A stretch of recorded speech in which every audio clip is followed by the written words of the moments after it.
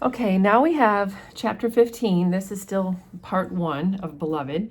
And this entire chapter is going to be about Baby Suggs. We're going to get lots of background about what it was like when she first started working at the gardener's plantation at Sweet Home, and how she escaped, and well, she didn't like run away escape, but like how she became free basically and was able to start her life over again, really, at 124. So she is remembering here just how worried she was about Sethe and Halle being able to escape. That's where this chapter begins. She's, so happy that the children were delivered, that Sethe's kids showed up, but, she's wondering, where is Halle? Where is Sethe? Because remember, Sethe came by herself the next day, or left the next day, and then Halle never left at all. So Baby Suggs doesn't know those details when those kids first arrived. So she's really happy that they are there, but then she worries obviously about the other two. And then when Sethe arrives a few days later, she's so relieved to see her, Baby Suggs is, that she gets the idea of having a whoop. And a whoop is a celebration. It's a party. And she thinks, oh gosh, we just have to do something to celebrate that at least the mother is reunited with her children and they're there with her. Stamp Paid also sort of contributes to the idea of having a party. 20 days after Sethe arrived at 124, he came to see the baby. And so remember, Stamp Paid is the man who helped Sethe get across the Ohio River and wrapped up baby Denver in his nephew's jacket and made sure that they were safe.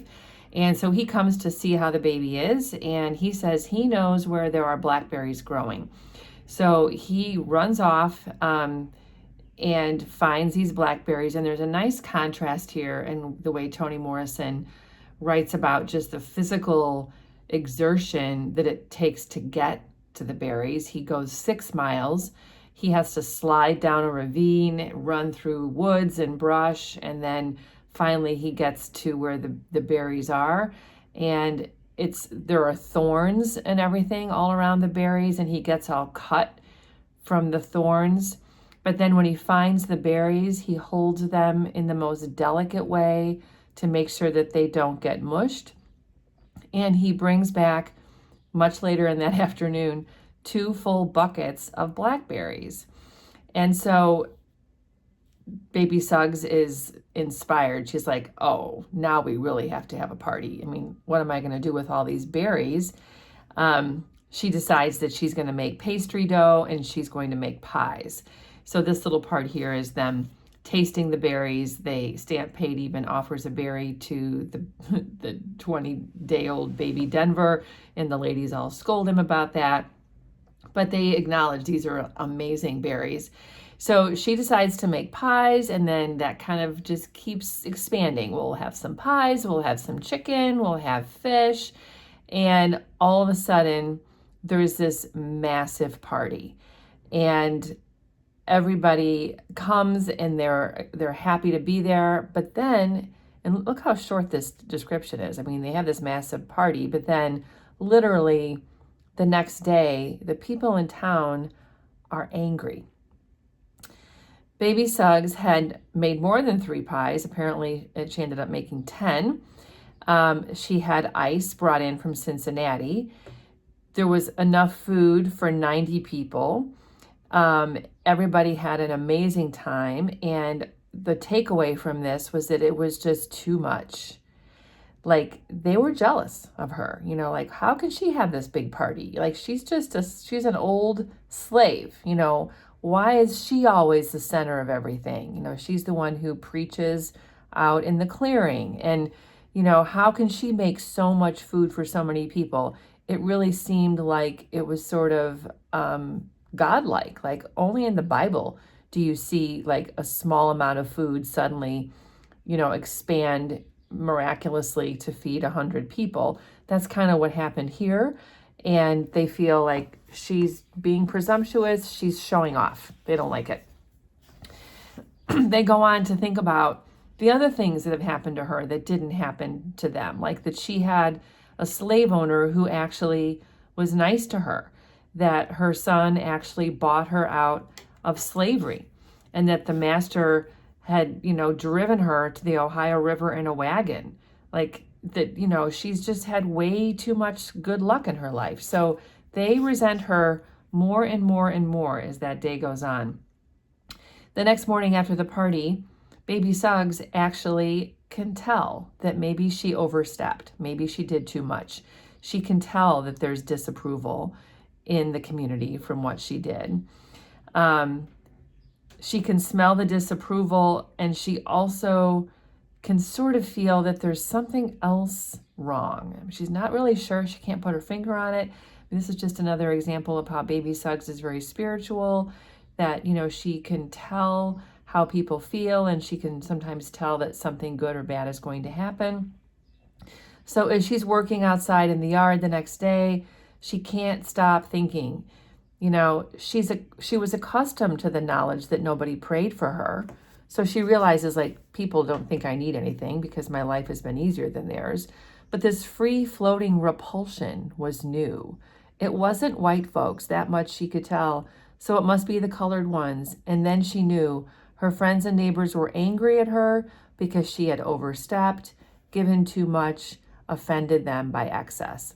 These are the kind of things that show up on quiz questions. However, as she continues to work, she smells another thing. Now, she's not literally smelling it. It just means that she has a sense that there's something else wrong. Dark and coming, something she couldn't get at because the other odor hid it.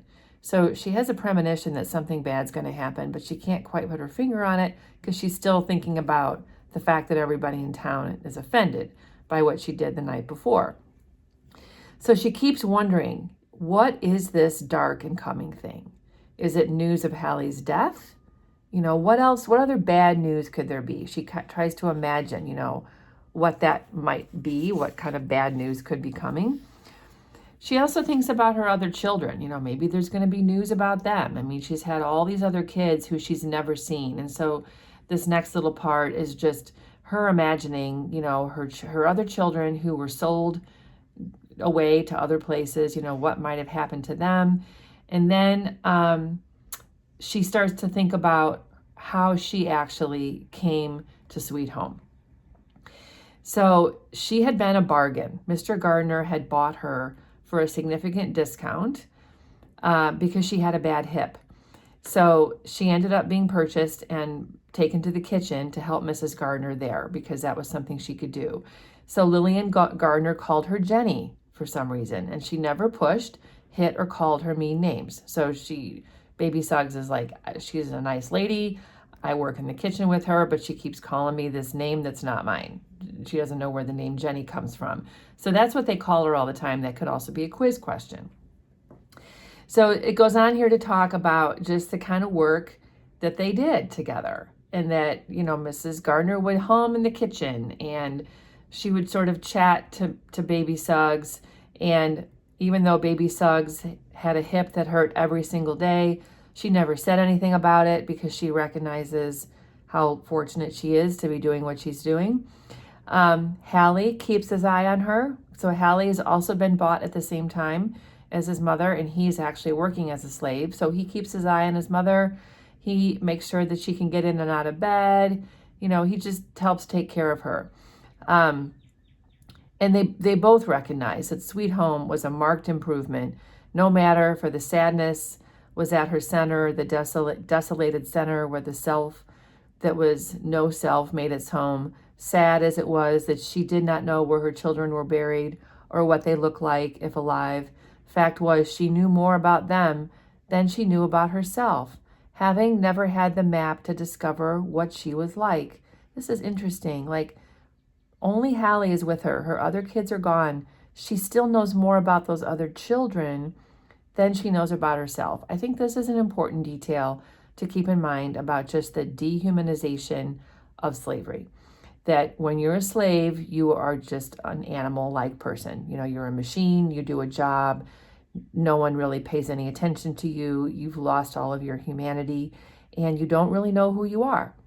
So she doesn't know, like, can she sing? Is she pretty? She's never looked in a mirror. Was she a good friend? Could she have been a loving mother, a faithful wife? Does she have a sister? And does she favor me? Like, do they look alike? If my mother knew me, would she like me? These are like basic questions. Baby Suggs has no idea about these things. In Lillian Gardner's house, exempted from the field work that broke her hip and the exhaustion that drugged her mind, Lillian Gardner's house where nobody knocked her down or up, she listened to the white woman hum. So that's better. You know, she's quiet. It's better here, she acknowledges, but I'm not. The Gardners, it seemed to her, ran a special kind of slavery, treating them like paid labor. Also, he didn't stud his boys, meaning that like he didn't take his slaves and, you know, lend them out or, you know, sell their services to other slave owners to have more children from those slaves. So again, another reference to sort of animal-like treatment of slaves. But this is interesting. It does seem like Baby Suggs is better in this environment at Mrs. Gardner's than she would have been where she'd been working as a slave before and where she hurt her hip. But she's really no more of a person.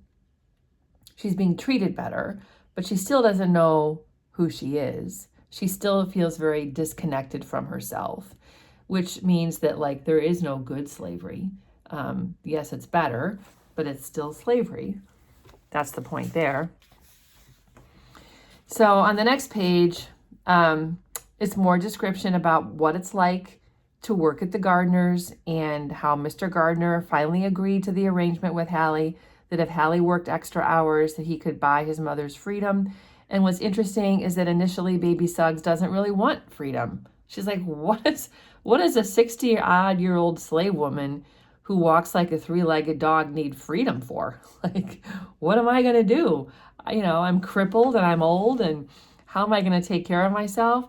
But when she stepped foot on free ground, she could not believe that Halle knew what she didn't. Like, yes, freedom is better than slavery. There was nothing like it in the world. It scared her. It scared her how much her son knew about the potential for freedom and how life would change, and she had no idea.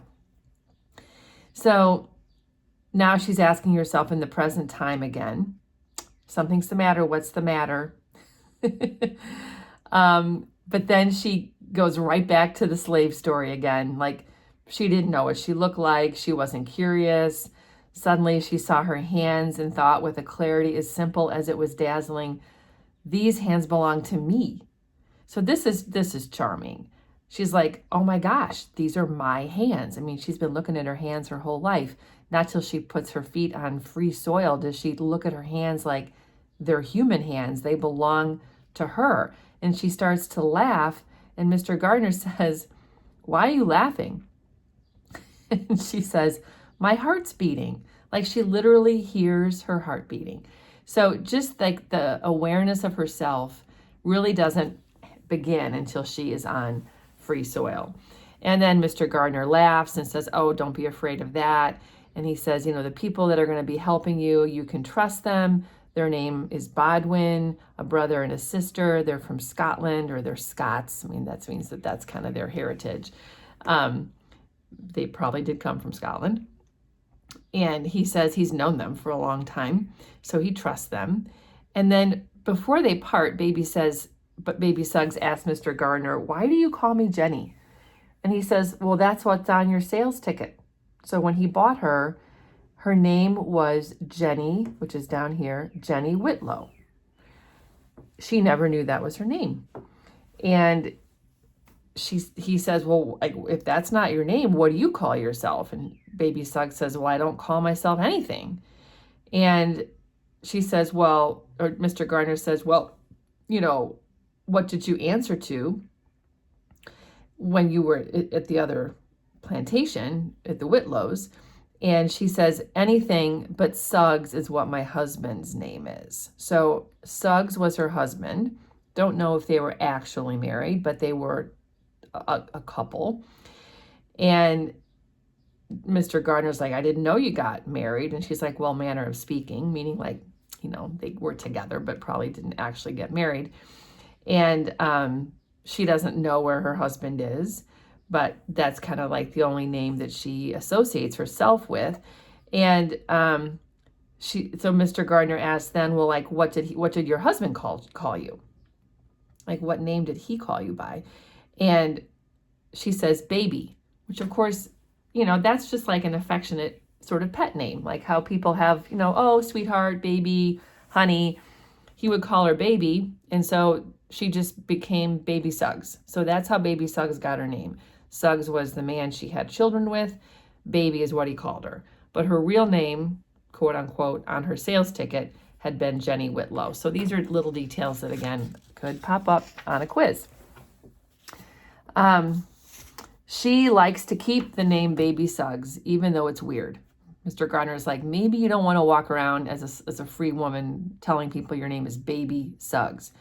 But she's determined. She's like, it's all I have left of this husband. So she's going to keep that name. She explains that they had each told each other that if one of them had the chance to escape, that they would, and there would be no looking back. So her husband did get a chance to escape, and he did get away. And she never had that chance. So she's assuming that he is free somewhere, but she has no idea where he is. So then we have the story about how Baby Suggs actually got to 124. It's just sort of all the steps, arriving in the city, going to meet the Bodwins. There's a girl named Janie at the house where she waits for them, and she makes her some food. I mean, this is just a very basic sort of narration. You can have something to eat, have some water.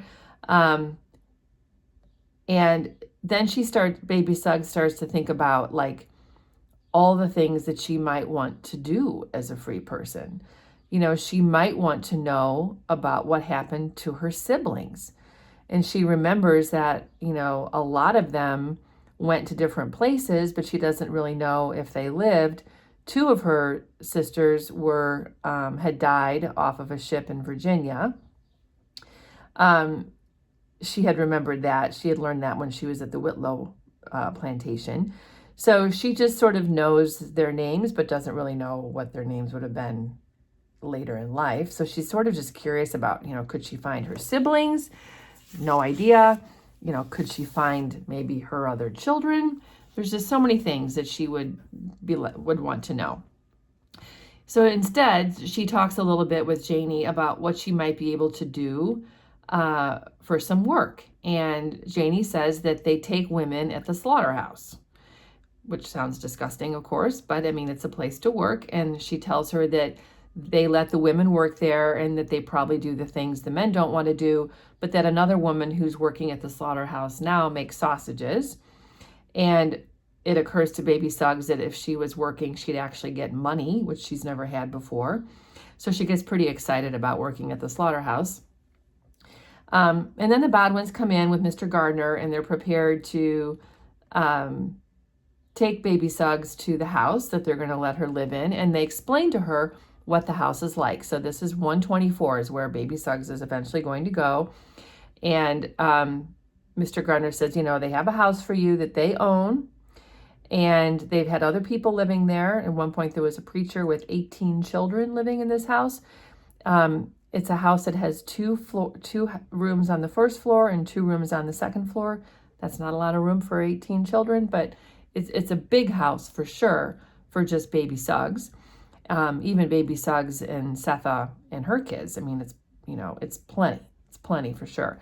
So they talk about how she can sort of pay to live there. And because she obviously doesn't have any money. And so the Bodwins say, she could do some things for them. She could do some cleaning. She could do some washing. Apparently Baby Suggs is able to fix shoes and even make shoes. So that's something else that she could do. So they really kind of just talk through these logistics about what kind of work she could do. They talk a little bit about, Baby Suggs' past and how Halle, bought her freedom. and how the people that used to live in 124 went to Illinois. And so it's just kind of like getting acquainted and getting ready for her to move in. And then Baby Suggs says that she's eager to reconnect with her faith. She hasn't been to church in a long time. She's also hoping that the reverend, the minister in the community, could help her write some letters, maybe to see if she could find her children. And she says, I have a lot of digging to do. I'm just hoping I can find some of them. And apparently that does happen. The minister does help her write letters, but after 2 years, really nothing comes of it. So she ends up becoming her own kind of preacher. She is doing lots of work in the house, and she realizes that what really makes her happiest is her own brand of teaching. She had made up her mind about what to do with the heart that started beating the minute she crossed the Ohio River. She's going to connect with God on her own, and how grateful she is when Sethe arrives finally, even though Sethe has been so badly hurt, that she's alive and she's there with a new baby and that they're all together. So this is sort of taking us back to the present, where she's just remembering having had this party the night before with the blackberries. And now she's standing again in the garden, smelling disapproval, feeling a dark and coming thing, and seeing high-top shoes that she didn't like the look of at all. So this is also mentioned another place in the chapter. She keeps imagining that she sees high-top shoes. We're not supposed to know what this means at this point, but it's definitely going to be made clear later. So she has a strong premonition, even an image of like what kind of shoes this dark and coming thing might be wearing.